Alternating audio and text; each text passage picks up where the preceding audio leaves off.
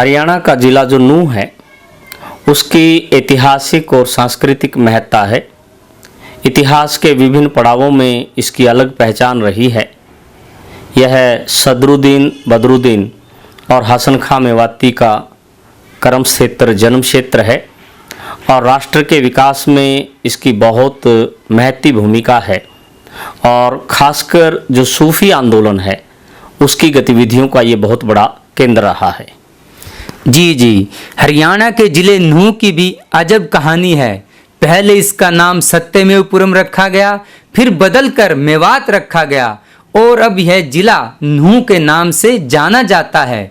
खास बात है कि हरियाणा का यह जिला सूफी संतों का प्रमुख केंद्र रहा है और आज़ादी के आंदोलन में इसकी बड़ी महत्वपूर्ण भूमिका रही है। नूंह जिले के विभिन्न पहलुओं पर चर्चा के लिए हमारे साथ हैं प्रसिद्ध इतिहासकार डॉक्टर महेंद्र सिंह। डॉक्टर साहब, आपका सांझी सोच हरियाणा मंथन में स्वागत है। धन्यवाद।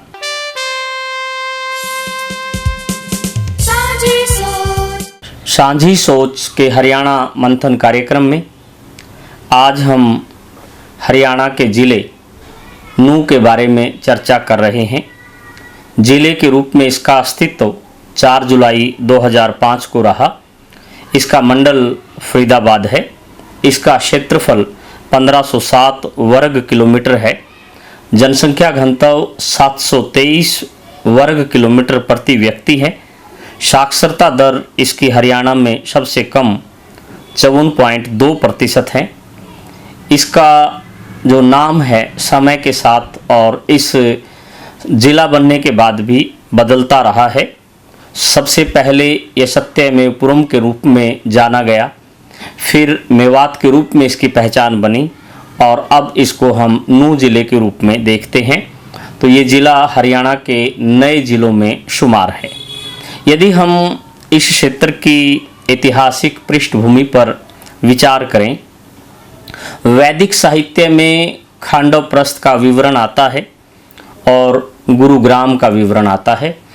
ये दोनों जो नाम हैं वो इसके साथ या इस क्षेत्र के साथ भी जुड़े होते हैं। बौद्ध साहित्य में विशेषकर जातक कहानियों में इसका बार बार जिक्र आता है।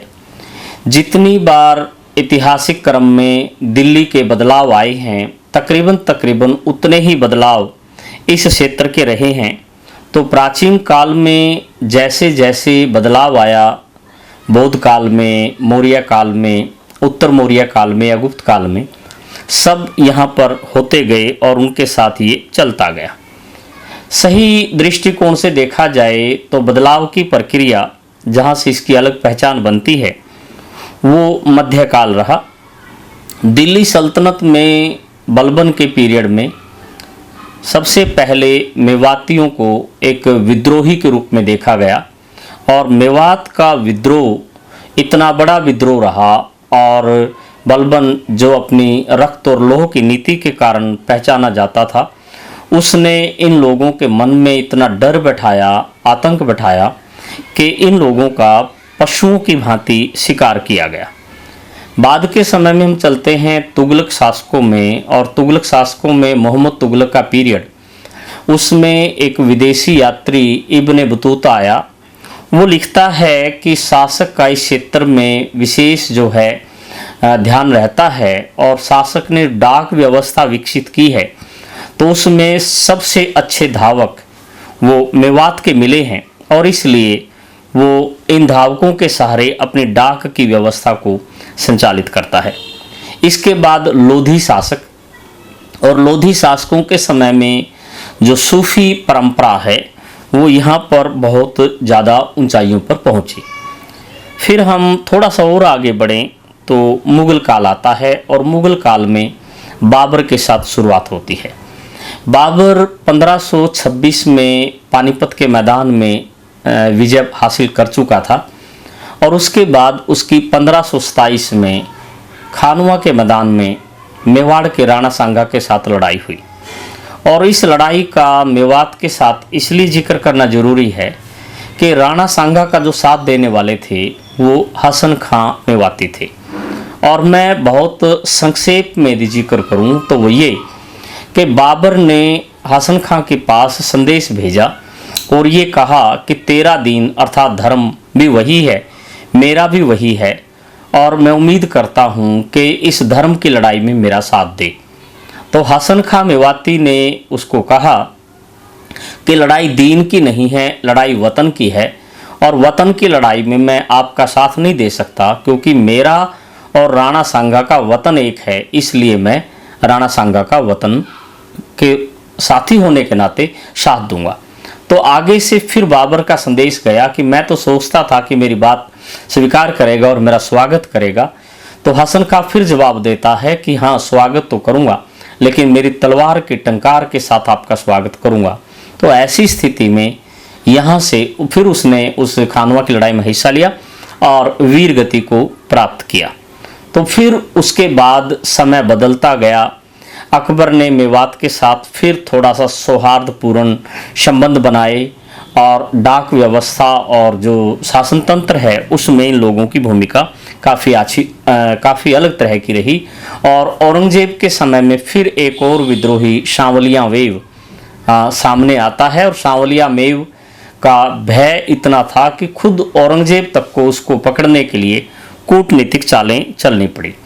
उसके बाद हम उत्तर मुगल काल में आए, तो उत्तर मुगल काल में यहाँ पर एक रियासत बनी फिरोजपुर झिरका, और इस रियासत के शासक को 1835 में विलियम फ्रेजर की हत्या के रूप में आरोपी मानकर जो है फांसी दी गई, और वहाँ से यहाँ के लोगों का सत्ता से या व्यवस्था से मोह उठा और वो दिखा 1857 में।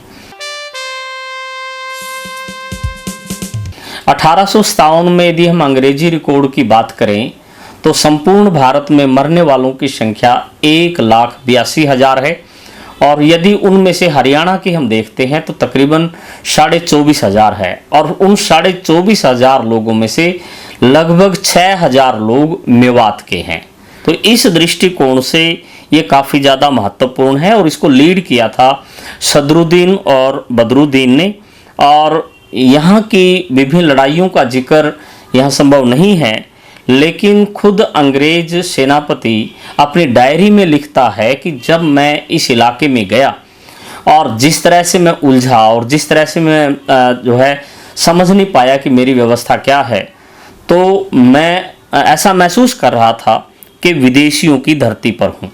और इस कड़ी में हरियाणा क्षेत्र की जो आखिरी लड़ाई है 1857 में, वो 27 नवंबर 1857 की है, पिनंगवा गांव की, वो यहाँ पर हुई। और हालत यहाँ तक थी कि अंग्रेजों ने घर घर गांव-गांव जाकर तलाशी ली। यदि किसी के घर सैनिक की वर्दी या ये शक हुआ कि इसने साथ दिया है क्रांतिकारियों का, उन लोगों को शिकार बनाया। तो इसके बाद ये लड़ाई और आगे जारी रही, और स्वतंत्रता के संग्राम में इस क्षेत्र की काफ़ी ज़्यादा भूमिका रही। स्वतंत्रता के बाद जो है महात्मा गांधी जी का यहाँ पर आगमन हुआ 20 दिसंबर 1947 को, जिसको राष्ट्रीय स्तर पर विशेष तरह की पहचान मिली, और सांप्रदायिक दंगों को रोकने में ये जो बैठक है काफ़ी ज़्यादा महत्वपूर्ण रही।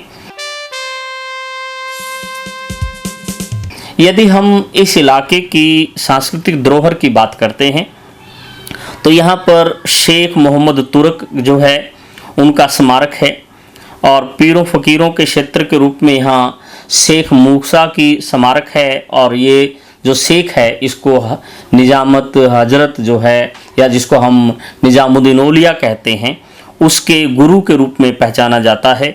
बाबरनामा में झील कोटला का जिक्र काफ़ी ज़्यादा चर्चा में रहता है। इंदौरी के किले का भी हम यहाँ पर जिक्र करते हैं, और यहाँ पर प्राचीन शिव मंदिर भी है, और पिनंगवा की बावड़ी जो है उसका बार बार जिक्र आईने कभी में भी आया है, और बाद में शाहजहाँ के काल में भी इसका हम जिक्र पाते हैं। देहरा का मंदिर यहाँ है बोंद में, जिसको हम कह सकते हैं। तावड़ू का किला यहाँ पर है, झूलती हुई मीनारें यहाँ पर देखी जा सकती हैं। और 1857 के जो स्मारक हैं, व्यक्तिगत स्मारक हैं विभिन्न गांव में, वो सबसे ज़्यादा इस स्थल पर देखे जा सकते हैं। यदि हम अन्य पक्षों की बात करते हैं तो हरियाणा में यदि किसी जिले के को लेकर अलग से विकास बोर्ड है तो वो यही है, जिसको हम मेवात विकास बोर्ड के नाम से जानते हैं। नमक उत्पादन के लिए यह क्षेत्र काफ़ी ज़्यादा चर्चित है और विभिन्न तरह की नौकरियों के लिए इसका अलग से कैडर है और हरियाणा के पिछड़े ज़िलों में होने के कारण सरकार के द्वारा इसके उत्थान के लिए निरंतर कार्रवाई की जा रही है।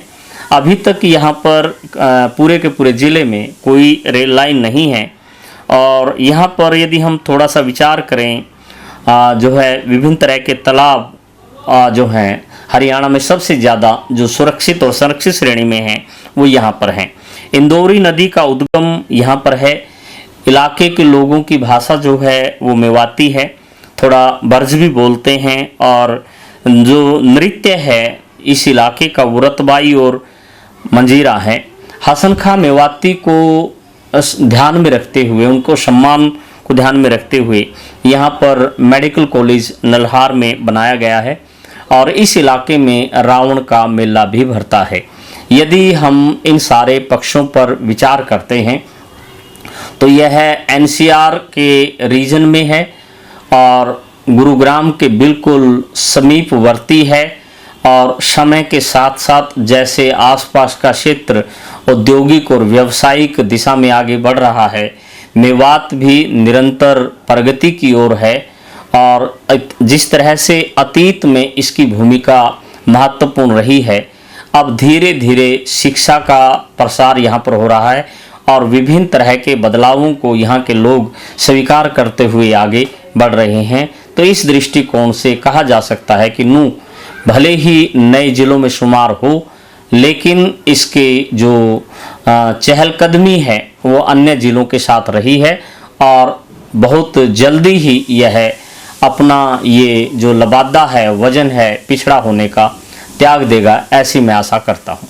सांझी सोच हरियाणा मंथन देखते रहिए और सांझी सोच से यूं ही जुड़े रहिए। सांझी सोच अपने विभिन्न कार्यक्रमों के माध्यम से, अपनी योजनाओं के माध्यम से आपके समक्ष प्रस्तुति दे रहा है और विभिन्न क्षेत्रों में अपनी विशिष्ट पहचान के साथ सांझी सोच अपने विचार, अपना दर्शन हम सब के साथ साझा कर रहा है।